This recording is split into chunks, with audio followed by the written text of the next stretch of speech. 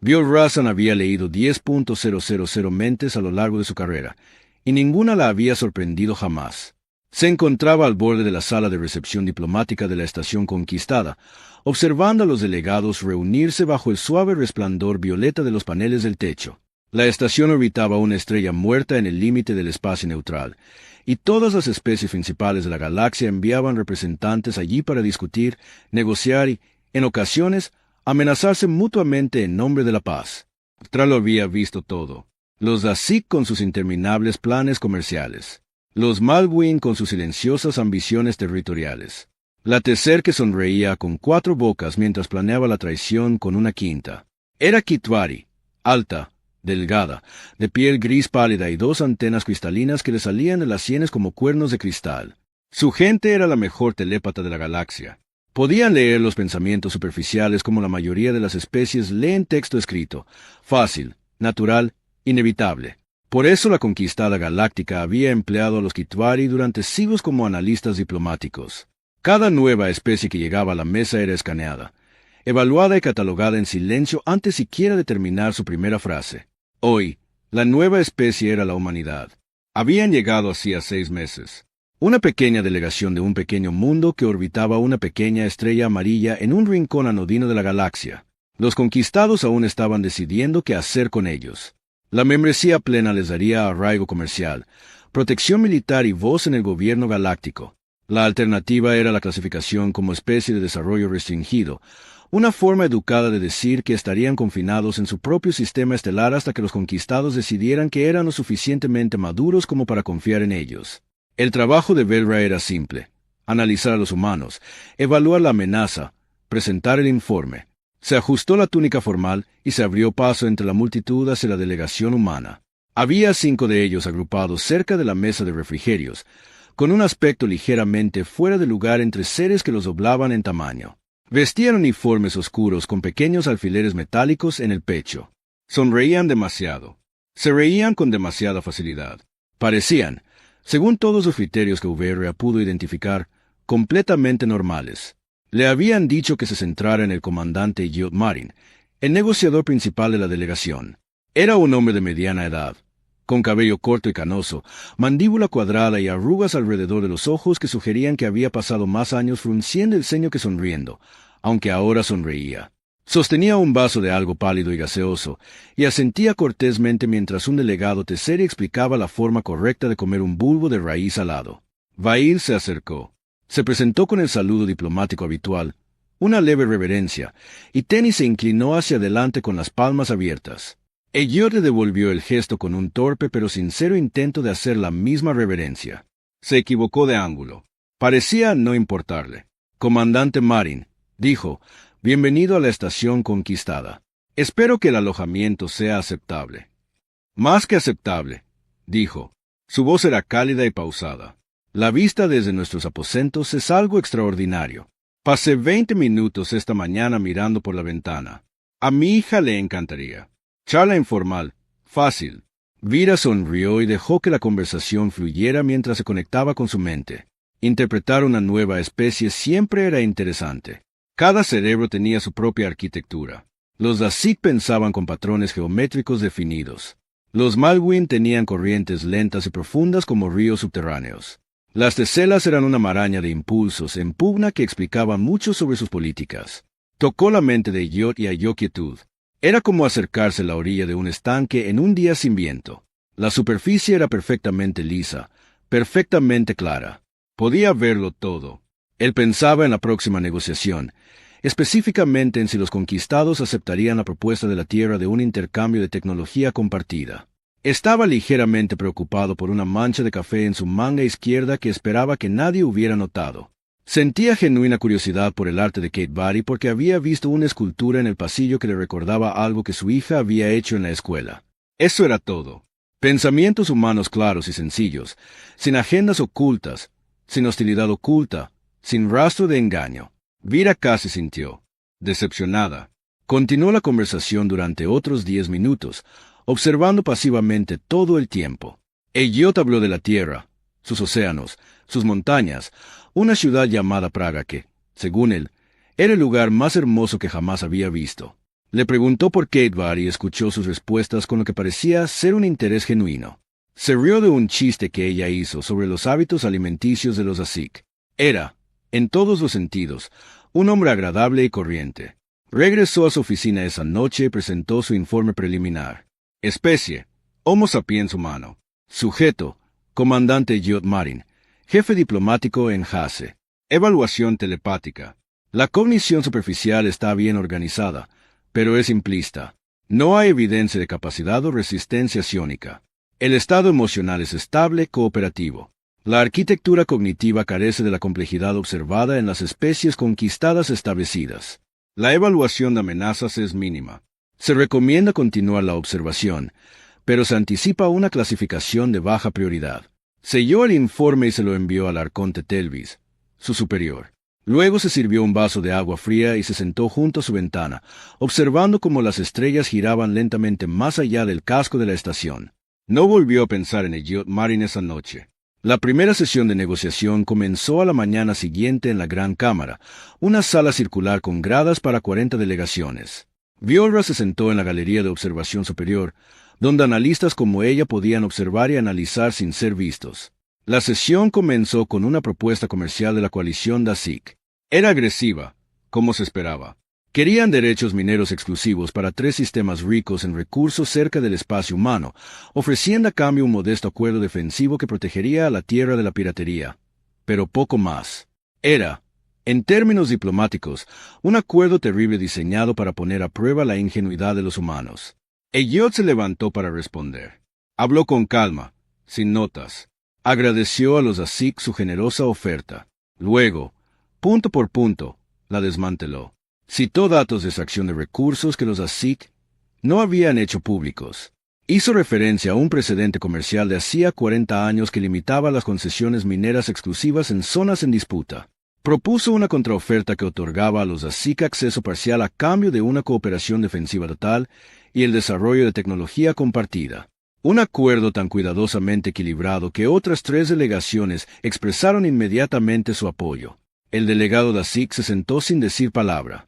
Viletra se quedó mirando. Extendió la mano y examinó a Eyot desde la galería. Sus pensamientos superficiales estaban tranquilos. Estaba pensando en el almuerzo. Esperaba que volvieran a tomar la sopa. Ella abrió su expediente. Es militar. Sí, lo sabía, pero ahora investigó más a fondo. Había servido en 2 conflictos en la Tierra. Había sido prisionero de guerra durante 11 meses. Había perdido amigos, colegas, un hermano. Después de su servicio, había pasado 8 años en formación diplomática antes de ser seleccionado para esta misión. Nada de eso explicaba lo que acababa de presenciar. Los datos que había citado no figuraban en ningún documento informativo que pudiera encontrar. El presidente a que se refería estaba enterrado en archivos conquistados que la mayoría de los delegados ni siquiera sabían que existían. La contraoferta no era la que había preparado la delegación humana. Ella había leído sus documentos preliminares. Él había improvisado todo en tiempo real, bajo presión, frente a 40 especies alienígenas que había conocido hacía menos de una semana. Y su mente había parecido un estanque en calma todo el tiempo. Viletra se recostó en su silla. Su antena zumbaba con una leve e incómoda vibración que no había sentido en años. Miró a Eyot, quien ahora conversaba amenamente con un delegado de Malwin, sobre los patrones climáticos en los gigantes gaseosos. Por primera vez en su carrera, Vialtan se preguntó si se había perdido algo. Durante los siguientes 5 días, observó a Jod Marin como un científico observa a un espécimen que ha hecho algo que no debería poder hacer. Asistió a todas las sesiones de negociación. Se sentó en la galería de observación con su antena sintonizada al máximo, observándolo continuamente mientras los delegados discutían abajo. Y cada vez encontraba lo mismo. Un charco tranquilo y superficial de pensamientos ordinarios flotando en la superficie de su mente como hojas en agua quieta. Pensó en su hija. Pensó en una canción que tenía grabada en la cabeza, algo con una melodía lenta que tarareaba en voz baja cuando creía que nadie lo escuchaba. Pensó que el jefe delegado Dasik tenía unos ojos inusualmente llamativos que divertían a Vialra a pesar suyo. Le preocupaban las nimiedades. Si había dicho lo correcto, si sus zapatos estaban demasiado desgastados para un ambiente formal, si los demás delegados encontraban extraño a los humanos. Pensamientos normales, pensamientos insignificantes, el tipo de pensamientos propios de una mente simple. abierta y corriente. Pero los resultados en la cámara contaron una historia completamente diferente. El segundo día, Elliot negoció un acuerdo preliminar entre los Malguin y los Tecer, dos especies que no habían cooperado en nada en más de un siglo. Lo hizo identificando un interés económico compartido que ninguna de las delegaciones había reconocido, enterrado en datos comerciales que habían estado disponibles públicamente durante décadas, pero que nadie había pensado en conectar. El tercer día, anticipó una moción sorpresa de una delegación menor llamada el Colectivo Vaz y preparó una respuesta incluso antes de que la moción se presentara formalmente. El embajador Vaz parecía físicamente conmocionado. Al cuarto día, pronunció un breve discurso sobre la historia de la Tierra, sus guerras, sus fracasos, su lento doloroso ascenso hacia la cooperación. Y al final, 6 delegaciones que se habían mostrado hostiles a la membresía humana cambiaron discretamente de postura. No discutió, no presionó, simplemente dijo la verdad de una manera que era imposible ignorar. Viletra no pudo explicar nada. Empezó a quedarse esta tarde en los archivos, revisando su expediente una y otra vez. Cotejó sus tácticas de negociación con los marcos diplomáticos conocidos de cada especie conquistada. Algunas de sus jugadas coincidían con estrategias reconocidas. La mayoría no. Parecía operar con un manual inexistente, o más precisamente, uno que estaba escribiendo en tiempo real dentro de su propia cabeza. Y, sin embargo, sus pensamientos superficiales permanecieron tan tranquilos y normales como el día que lo escaneó por primera vez. En la noche del quinto día, tomó una decisión. Necesitaba profundizar. Concertó una reunión privada con Elliot con el pretexto de una conversación de intercambio cultural. Los conquistados fomentaban este tipo de encuentros entre nuevas especies y miembros ya establecidos, por lo que no levantaba sospechas. Se encontraron en un pequeño salón en el anillo superior de la estación, con amplios ventanales que daban a un campo de estrellas distantes. Elliot llegó con 2 bebidas, una para él y otra para ella.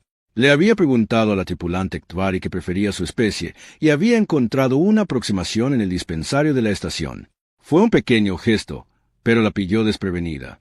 La mayoría de los diplomáticos no se molestaban en aprender que le gustaba beber a un telépata. Hablaron durante casi una hora. Él le preguntó sobre su mundo natal, los bosques de cristal de Katbar, cómo se refractaba la luz a través de la atmósfera al amanecer, las canciones que cantaba su gente durante sus migraciones estacionales. Escuchó con atención. Hizo preguntas de seguimiento que demostraron que realmente estaba procesando lo que ella decía, no solo esperando su turno para hablar. Ella le contó cosas que no había compartido con nadie en la estación. Le habló de su hermana, que había muerto joven. Le habló de la presión de ser analista senior, de la expectativa de que siempre tendría razón, de que siempre estaría segura, de que siempre sabría lo que pensaban los demás. Él asintió. Dijo que entendía ese tipo de presión. No intentó arreglarla ni ofrecer consejos. Simplemente se sentó con ella como alguien se sienta con un amigo en una habitación tranquila. Y todo el tiempo, Viora estaba forzando su telepatía con más fuerza que nunca en un tema diplomático. Pasó la capa superficial, el estanque quieto, y buscó lo que yacía debajo. Al principio, no hubo nada, solo más quietud, más calma. Empujó más, extendiendo su conciencia como dedos que se adentran en agua oscura. Sintió algo. No era una pared. Las paredes tenían bordes, superficies, textura se podía identificar. No era resistencia porque la resistencia empujaba. Esto era diferente. Era como alcanzar el fondo de una piscina y descubrir que simplemente no estaba allí. El agua simplemente. Siguió bajando y bajando, bajando. Y cuanto más se adentraba, más se alejaba. Empujó con más fuerza. Su antena comenzó a vibrar. Una fina línea de dolor le subió por la base del cráneo. Y entonces, por un instante, se abrió paso. Lo que sentía bajo la superficie de la mente de Elliot Marin era como salir de una habitación silenciosa al centro de una tormenta. Había ruido, no sonido, sino pensamiento corriendo en enormes corrientes paralelas. Las emociones ardían como hornos. Dolor, amor, ira, esperanza, miedo. Todas rugiendo a toda velocidad. Todas se alimentaban y moldeaban mutuamente. Los cálculos corrían a una velocidad que ella no podía seguir. Cadenas de probabilidad, modelos sociales, evaluaciones de amenazas, saltos creativos girando como los engranajes de una máquina del tamaño de un planeta. Y todo esto sucedía bajo su conciencia. No sabía que estaba allí. El estanque quieto en la superficie no era una máscara. No era una mentira. Era genuinamente todo lo que Marin podía ver de su propia mente. La vasta arquitectura agitada abajo, el huracán, era invisible para él.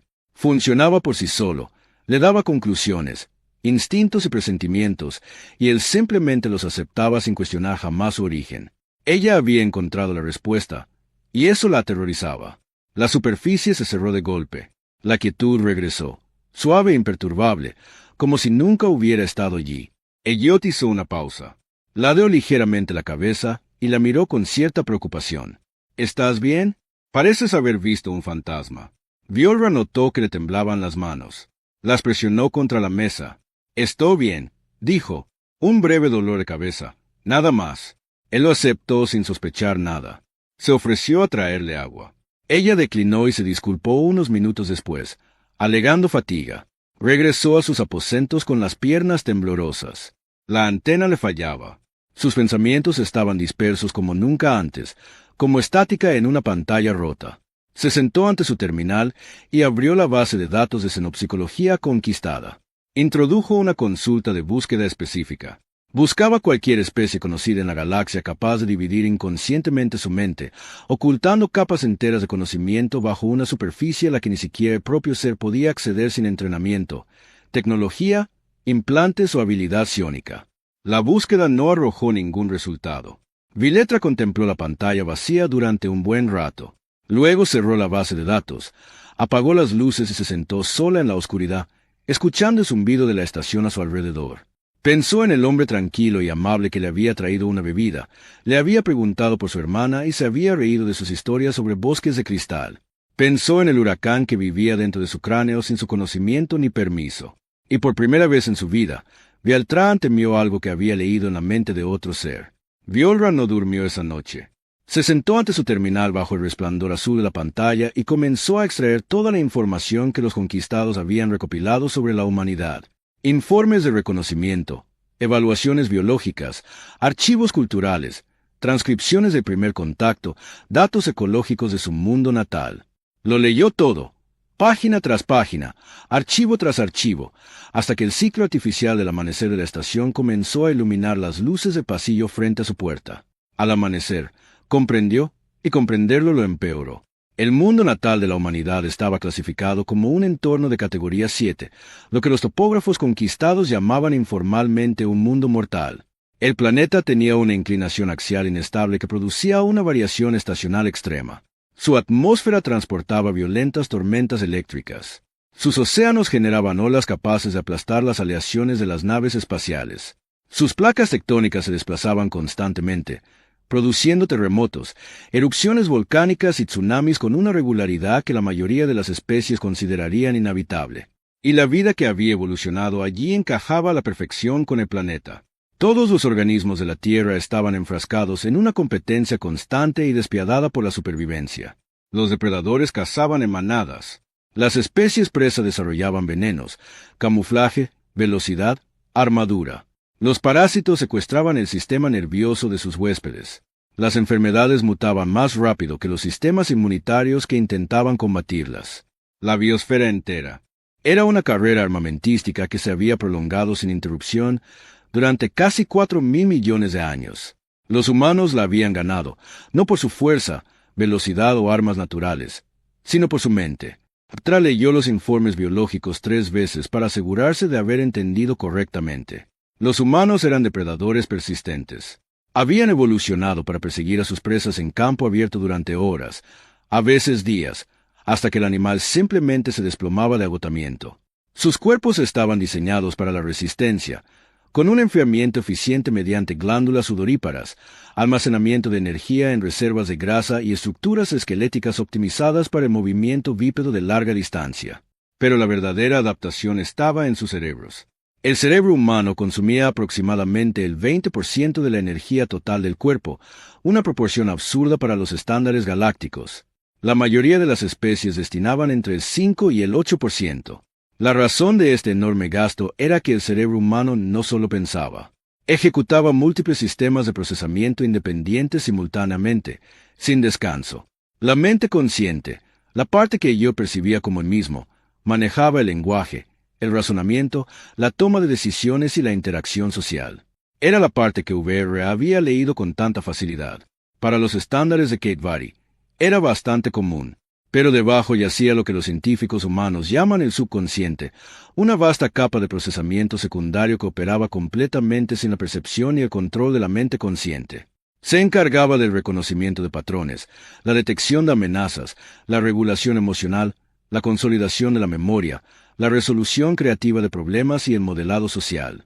Procesaba millones de entradas sensoriales cada segundo, las filtraba y solo extraía las conclusiones más relevantes como sentimientos, instintos y reacciones viscerales. Elliot no sabía que era un genio. No experimentaba su propia brillantez. Simplemente presentía cosas. Una corazonada de que un acuerdo comercial estaba mal, el instinto de que un delegado en particular mentía, una idea repentina que parecía surgir de la nada. Su mente consciente aceptaba estos regalos de las profundidades sin cuestionarlos, porque desconocía su existencia. El estanque en calma era real. El huracán también lo era, y el cerebro humano los mantenía perfectamente separados porque así había evolucionado para sobrevivir en un mundo que intentaba destruirlo a diario. Viola cerró los archivos y se recostó en su silla. Su antena colgaba baja, agotada por la larga noche.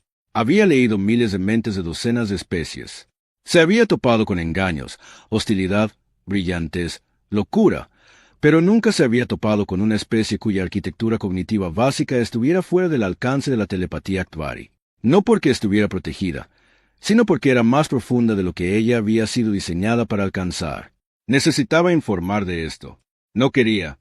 El arconte Telvis la recibió en su oficina esa tarde. Era viejo, incluso para los estándares Qatari.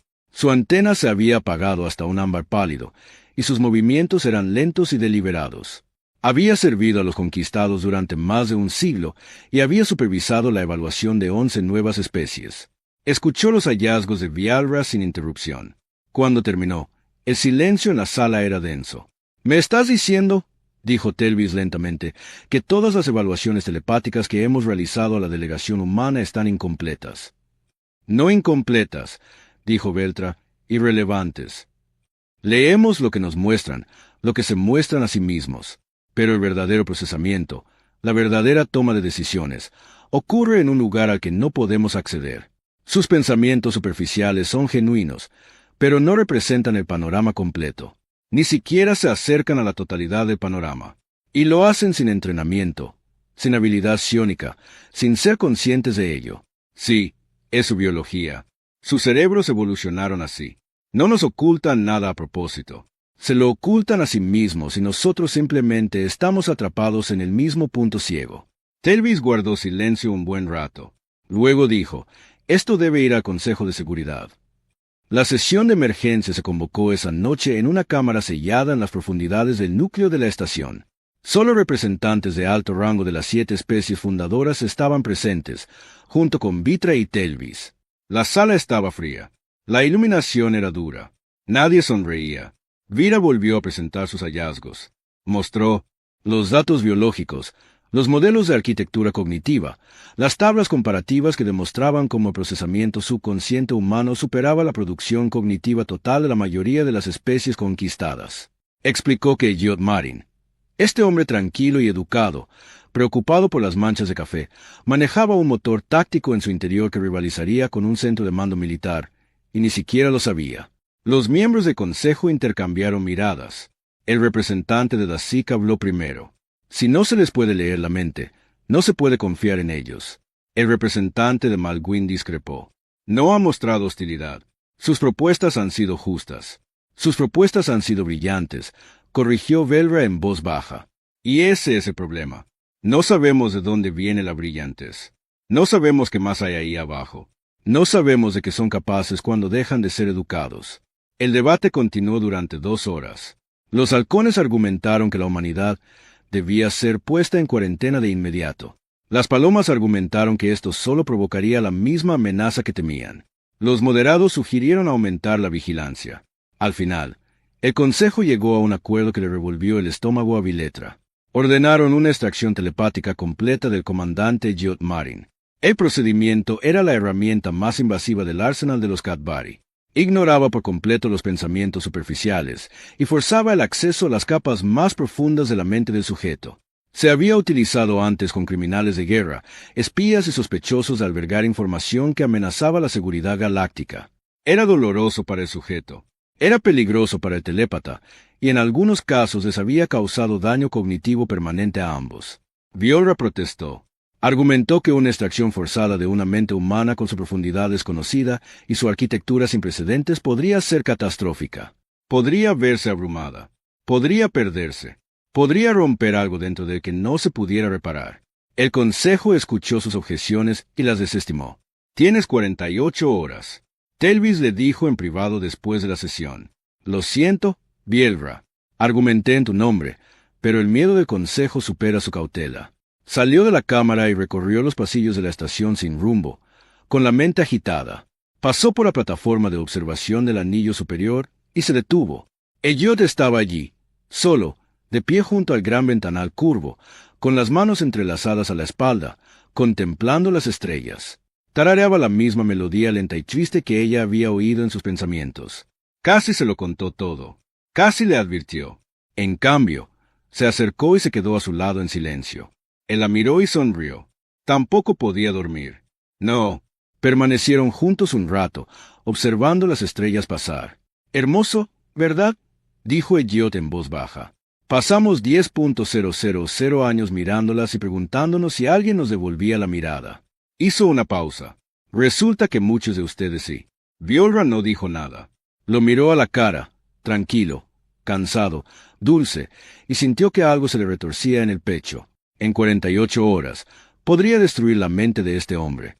Se quedó junto a la ventana mucho después de que se despidiera y se marchara. Velra pasó las siguientes 36 horas preparándose y cada hora la convencía más de que lo que estaba a punto de hacer era un error. Revisó los registros de cada extracción a gran profundidad que los Katvari habían realizado. Había 47 casos documentados a lo largo de los últimos 3 siglos. En 31 de ellos, el sujeto experimentó una interrupción cognitiva temporal, confusión, lagunas de memoria y trastornos de la personalidad que duraron desde unas pocas horas hasta varias semanas. En 9 casos, el daño fue permanente.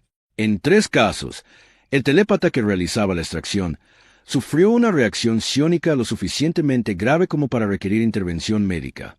Ninguno de esos sujetos poseía una mente como la de Elliot Marens. Preparó sus defensas mentales como un buzo se prepara para un descenso a aguas profundas. Reforzó las barreras en torno a su propia identidad, el sentido central del yo que impedía que un telépata se perdiera en la mente de otra persona. Practicó técnicas de retirada, protocolos de desconexión de emergencia, el equivalente psiónico a cortar un cabo de ancla y nadar hacia la superficie. Se dijo a sí misma que sería suficiente. No lo creía. La extracción estaba programada para una sala de reuniones privada en el anillo central de la estación. El consejo había organizado el encuentro para que pareciera rutinario, una sesión de intercambio cultural posterior, nada más. Elliot no sabría qué estaba pasando hasta que terminara. Si todo salía según lo planeado, no experimentaría nada peor que un breve dolor de cabeza y unos segundos de confusión. Si todo no salía según lo planeado, Viola no quería pensar en lo que podría pasar. Llegó temprano y se sentó en la sala vacía, mirando fijamente las 2 sillas colocadas una frente a la otra en una pequeña mesa. La luz era tenue. La ventana mostraba un tranquilo destello de estrellas. Podría haber sido una sala diseñada para una agradable conversación entre amigos. Elliot llegó puntual. Traía 2 tazas, una para él y otra para ella. La misma bebida que le había traído antes, recordaba. «Espero que no le importe», dijo, dejando su taza. «El dispensador de la cubierta 4 tiene una versión mejor que la que está cerca de mis aposentos. Valió la pena el paseo». Tomó la taza. Tenía las manos firmes. Se había asegurado de eso. Hablaron. Le volvió a hablar de Praga. No las mismas historias, sino nuevas. Los puentes de noche. El aspecto del río en invierno. Una panadería cerca de su antiguo apartamento que hacía algo llamado trud, que describió con tanta calidez que Viola casi podía saborearlo. Le contó cómo le enseñó a su hija a montar en bicicleta.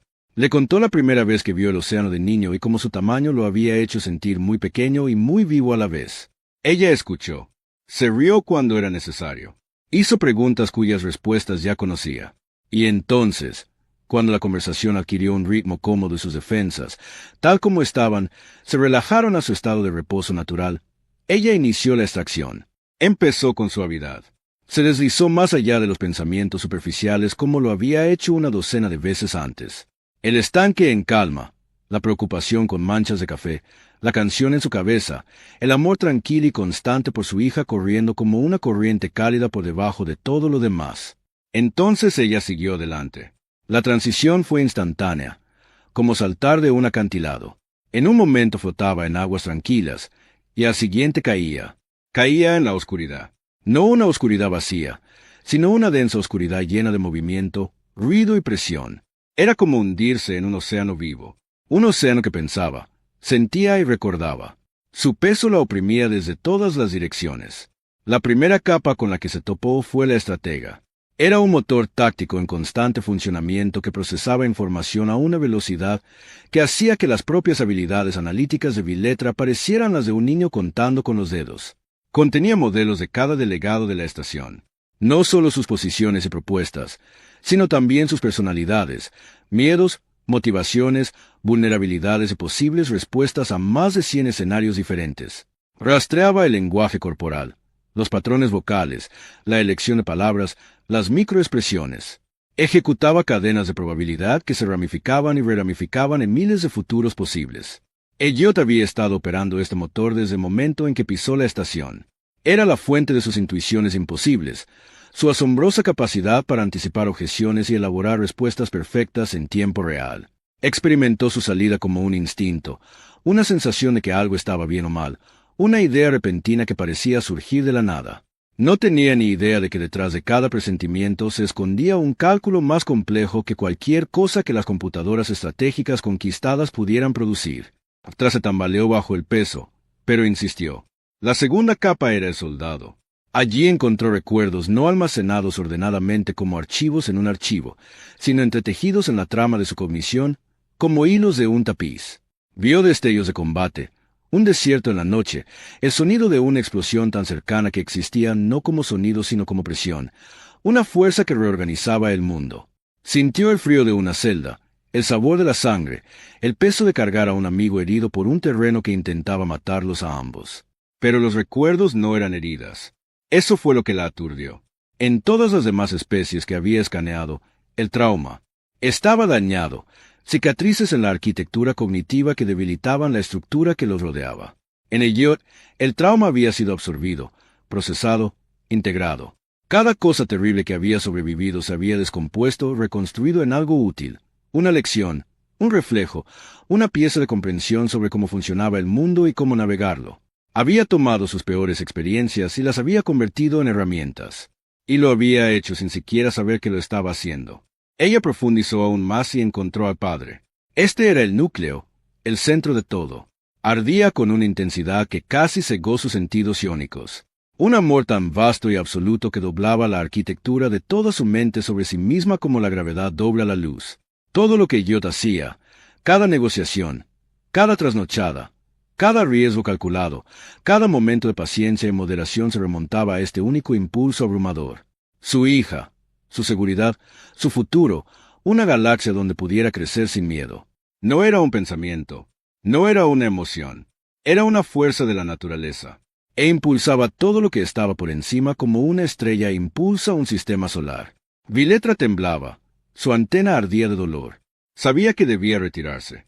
Sabía que había llegado más profundo que cualquier Cadbari en cualquier mente. Pero el consejo quería una evaluación completa, y aún quedaba una capa. Llegó al fondo. El animal la esperaba. Era la parte más antigua de su cerebro, la que había mantenido vivos a sus ancestros en la sabana africana hace 100.000 años. No pensaba con palabras, imágenes ni estrategias. Pensaba por puro instinto de supervivencia, una evaluación constante e incansable de la amenaza y la seguridad que nunca descansaba, nunca dormía, nunca se apagaba. Y la miraba, no con hostilidad, no con miedo. La observaba con una conciencia serena y paciente que era más antigua que el lenguaje, más antigua que la civilización, más antigua que cualquier cosa que te hubiera tocado en otra mente. Supo quién era desde el primer momento en que se conocieron. La identificó como telépata en cuestión de segundos. Había rastreado sus escaneos, anotado sus ondas, catalogado sus patrones y le había, se aclara la garganta, dejado ver la superficie. El estanque quieto no había sido un accidente. No había sido un punto ciego natural. El animal le había permitido leer los pensamientos superficiales porque la había evaluado y determinado que no era una amenaza.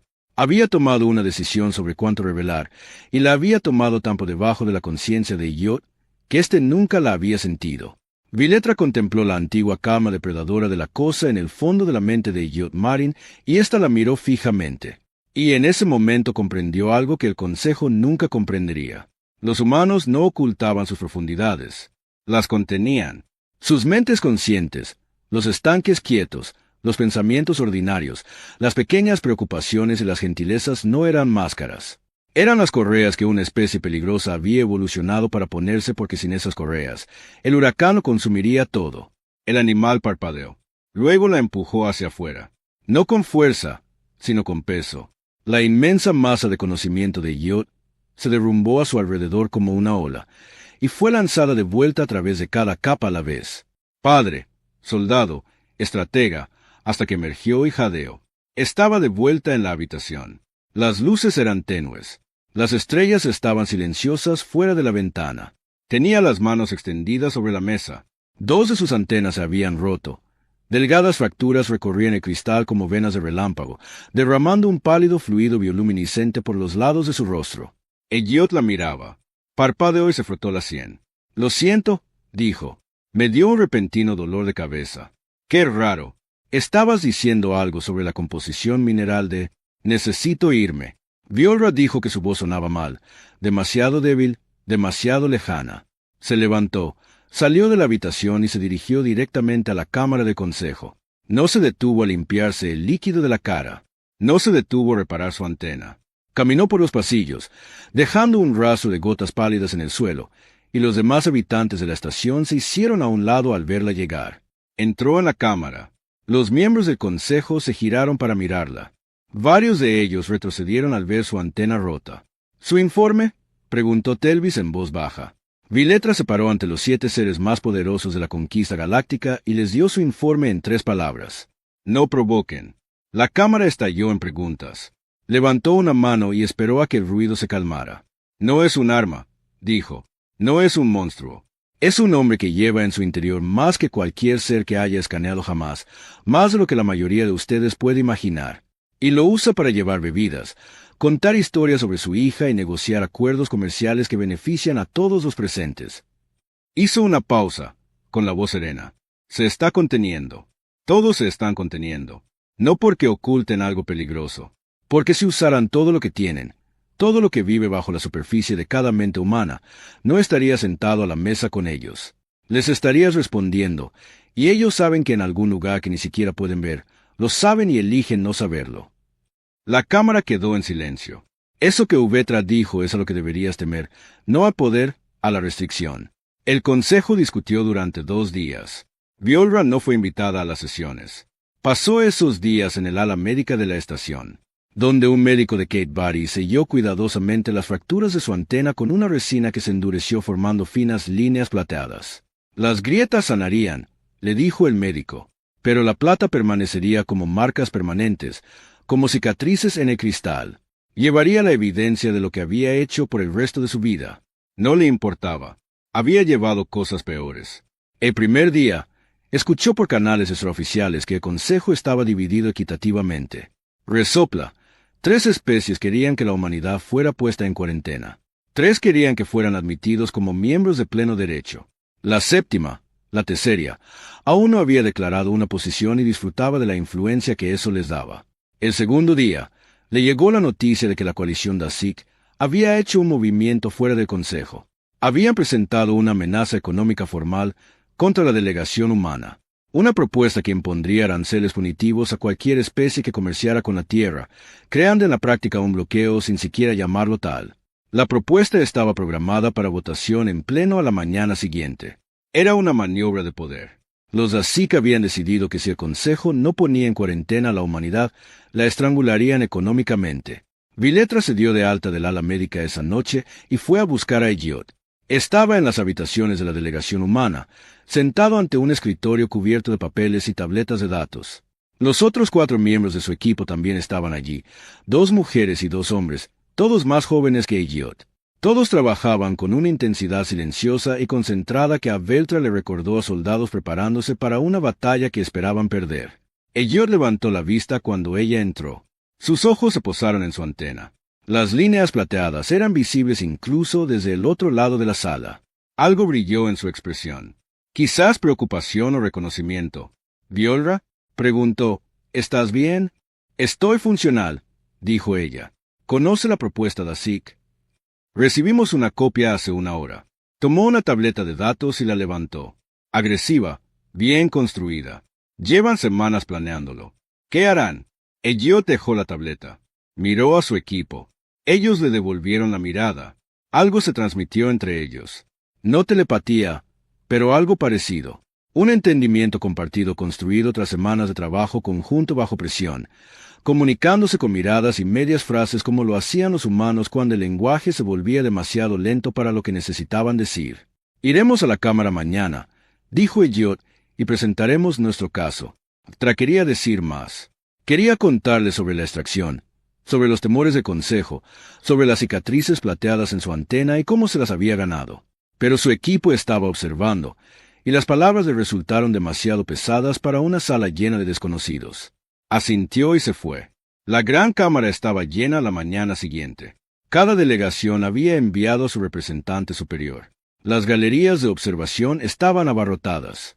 Violra encontró un asiento en la grada superior. Su antena agrietada dibujaba escaleras desde los analistas que la rodeaban que ella. Ignorado. El delegado de ASIC habló primero. Se llamaba Torbón y era experto en su oficio. Presentó la propuesta económica con precisión y seguridad. La planteó como una medida de protección, una forma de asegurar la estabilidad. Mientras los conquistados evaluaban los riesgos de integrar una especie no probada, él citó precedentes. Mostró proyecciones. Apeló al miedo que Tráneo inspiraba a cada delegación en la sala, el miedo a lo desconocido, el miedo a lo que los humanos podrían llegar a ser si se les daba espacio para crecer. Fue un discurso contundente. Cuando Torbón terminó, la sala quedó en silencio y trasintió que la atmósfera se inclinaba a su favor. Entonces Elliot se puso de pie. No trajo notas. No trajo tabletas de datos. Se quedó de pie en el centro de la sala con las manos a los costados y esperó a que todas las miradas de la sala se fijaran en él. Delegle Torbón, dijo con voz tranquila y clara. Gracias por su propuesta. Está bien investigada y cuidadosamente presentada. Quiero abordarla con honestidad porque creo que todos en esta sala merecen honestidad. Hizo una pausa y luego comenzó. No alzó la voz. No usó gestos dramáticos ni apelaciones emocionales. Simplemente habló, y lo que dijo conmocionó a la sala. Comenzó con los datos económicos de ASIC, los mismos datos que Torbón había citado, y demostró con calma y metódicamente que las cifras no respaldaban la conclusión. La estructura arancelaria que Torbón había propuesto no solo aislaría la tierra, desestabilizaría 3 corredores comerciales existentes de los que dependían los propios ASIC. En 18 meses, el bloqueo le costaría a la coalición de ASIC más de lo que le costó a la humanidad. Luego fue más allá. Reveló sin acusaciones, sin enojo, que los ASIC habían estado comprando discretamente derechos minerales exclusivos en los mismos sistemas en disputa a los que habían propuesto acceso conjunto durante la primera semana de negociaciones. Mostró los registros de las transacciones. Mostró las empresas fantasma. Mostró las fechas. Todo esto precedió a las conversaciones actuales por varios meses. La delegación de ASIC había llegado a la mesa de negociaciones con un plan para minar el espacio humano sin importar el resultado. El bloqueo no fue una respuesta a una amenaza. Fue un plan B para cuando el plan original fracasara. La cámara estalló. Los delegados gritaron. El rostro de Torbón palideció. Elliot levantó una mano. La sala quedó en silencio. No les muestro esto para avergonzar a la delegación de ASIC, dijo. Les muestro esto porque todas las especies en esta sala han hecho algo similar en algún momento de su historia. La humanidad sin duda lo ha hecho. Hemos mentido, engañado, robado y conquistado. Nos hemos hecho cosas terribles unos a otros y a nuestro propio mundo. No somos inocentes. Nunca hemos pretendido serlo. Miró a su alrededor, mirando a cada delegación a los ojos. Pero aprendimos lenta dolorosamente a lo largo de miles de años y millones de vidas. Aprendimos que el único camino a seguir es juntos. No porque la cooperación sea noble o hermosa, aunque puede serlo, sino porque funciona. Porque una galaxia donde cada especie intenta controlar a todas las demás es una galaxia que se derrumba por su propio peso. Lo hemos visto suceder en nuestro propio mundo. Una y otra vez hasta que finalmente lo entendimos. Se volvió hacia Torbón. Así que esto es lo que propongo. Ni castigo ni represalia, una asociación. Expuso los términos. La Tierra compartiría su tecnología agrícola. Específicamente, técnicas para cultivar alimentos en entornos extremos que la humanidad había desarrollado por necesidad en un planeta que intentaba matar a sus habitantes cada estación. A cambio, los ASIC proporcionarían datos de navegación para los corredores comerciales cercanos al espacio humano. Ambas partes se beneficiarían. Ambas partes invertirían en el éxito de la otra. Y la propuesta estaba estructurada para que otras 4 delegaciones pudieran unirse como socios secundarios, cada una obteniendo lo que necesitaba. No era solo una contraoferta. Era un rediseño de toda la relación económica entre 6 especies, construido en tiempo real por un hombre que había visto los datos ASIC por primera vez hacía 12 horas. La cámara quedó en silencio cuando terminó. Entonces los delegados de Malwin se pusieron de pie y expresaron su apoyo. A continuación, la T-Serie. En 10 minutos, 4 delegaciones habían respaldado la propuesta. Torban se sentó sin decir una palabra más. La votación para la membresía humana se aprobó esa tarde. No fue unánime. El DASIC y otra delegación se abstuvieron, pero fue decisiva. Tra observó desde la galería cómo la cámara se vaciaba. Observó a Elliot estrechar la mano de delegados que habían sido desconocidos hacía 3 semanas y ahora eran aliados. Lo vio aceptar las felicitaciones con la misma sonrisa tranquila y ligeramente avergonzada que mostraba cuando alguien elogiaba sus zapatos. Lo encontró 1 hora después en la plataforma de observación. Su plataforma de observación, se dio cuenta, aquella donde habían estado juntos observando las estrellas. Estaba solo, apoyado en la barandilla, contemplando la lenta rotación de galaxias distantes. Ella permaneció a su lado. Durante un largo rato, ninguno de los dos habló. Entonces Tra dijo, «Necesito decirte algo». Se lo contó todo. Los escaneos telepáticos, la orden del consejo, la extracción, las capas de su mente, el estratega, el soldado, el padre, la cosa en el fondo que la había observado con ojos pacientes y ancestrales. Le contó lo de las grietas en su antena. Le contó su informe. Le dijo que había violado su privacidad de la forma más profunda en que una mente puede violar a otra, y que lo había hecho porque se lo habían ordenado, y que lo lamentaba. Elliot guardó silencio un buen rato después de que ella terminara. Luego dijo, «Lo sé». Ella lo miró fijamente. «Ya sabes, no los detalles, no conscientemente». Se frotó la nuca, un gesto que le había visto hacer 12 de veces, y que ahora entendía que era la forma en que su cuerpo procesaba información a la que su mente consciente no podía acceder. «Pero algo en el fondo de mi cabeza me decía que tuviera cuidado contigo». Una sensación como una alarma silenciosa que nunca sonaba del todo. Sonrió. «No le hice caso porque me gusta hablar contigo. Los humanos son así de tercos». «No estás enfadado». Lo consideró. «Entiendo por qué tenían miedo. Nosotros también tenemos miedo de nosotros mismos. Ya sabes, siempre lo hemos tenido. Por eso nos contenemos. No porque estemos ocultando algo. Porque aprendimos a las malas que la moderación es lo más importante. Una especie peligrosa puede tener». Se giró para mirarla. «Preguntaste de qué somos capaces. La respuesta es mucho. Más de lo que demostramos, más de lo que solemos necesitar. Pero capacidad no es lo mismo que intención. No vinimos aquí a conquistar ni a controlar. Vinimos porque mi hija merece crecer en una galaxia más grande que un pequeño planeta orbitando una pequeña estrella». Vialtra sintió que la opresión en su pecho se aliviaba por primera vez en días. Esa noche, se sentó en su terminal y escribió su informe final. Era el último documento que presentaría como analista diplomática en la estación conquistada. Escribió sobre la biología. Escribió sobre la arquitectura cognitiva. Escribió sobre el estanque tranquilo y el huracán que se extendía bajo él. Escribió sobre una especie que albergaba más poder en su inconsciente que el que la mayoría de las civilizaciones desarrollaron en 1000 años de evolución deliberada. Y al final, añadió una sola nota a pie de página. «No son las especies más poderosas que he evaluado. No son las más inteligentes ni las más antiguas. Pero son la única especie que he conocido que es más fuerte de lo que cree. De todos modos, elige la gentileza. La galaxia no debería temer lo que los humanos ocultan. Debería estar agradecida». Selló el informe y lo envió. Luego se levantó, se alisó la túnica y caminó hacia la sala de comunicaciones de la estación, donde Elliot estaba sentado frente a una pantalla.